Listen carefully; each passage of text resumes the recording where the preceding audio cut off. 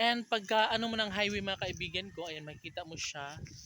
May mga palayan na rin, di ba, sa tawid. Hi mga kapitbahay!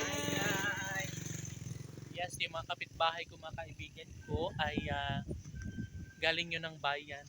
Kaya yan mga kaibigan ko yung highway. Papunta yun doon sa amin, sa barangay kung saan yung naglandslide yung dati naming barangay. And dito naman yung papuntang bayan. Ayun. Diba? Oh. So dahil nakita nyo na mga kaibigan ko, yes, papunta na naman tayo doon, pauwi na kasi nga hapon na and baka maabutan tayo ng ulan. Yes, kasi nga dito mga kaibigan ko pag naulan ay mababasa ako dahil walang masisilungan.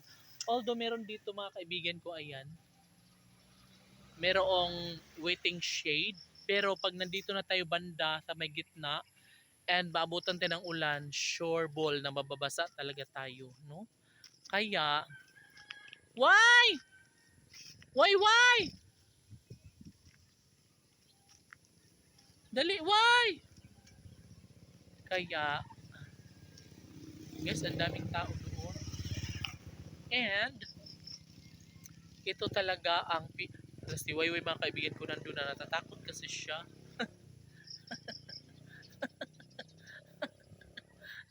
Why? Wing.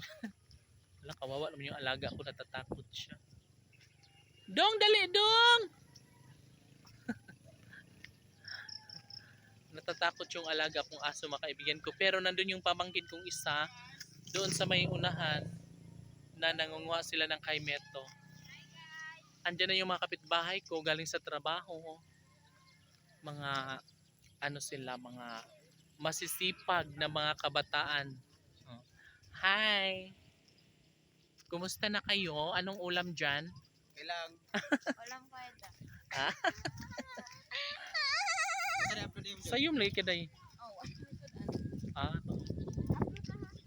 Sa YouTube niyo eh. O di ba? And yun nga. Why dali nga rin dong! Ay na si Wayway mga kaibigan ko ay naka-stay lang doon. And hinihintay niya ako doon. So yung mga kapitbahay ko, ayan, papunta sila ng bayan, magjowa sila. And of course, sana nga no, ang ganda talaga ng paligid mga kaibigan. Ikot ko kayo, di ba? Sobrang ganda, oh my God, nakaka-hello. Nakaka-hello mga kaibigan ko, no? O di ba? Sobrang ganda ng mundo.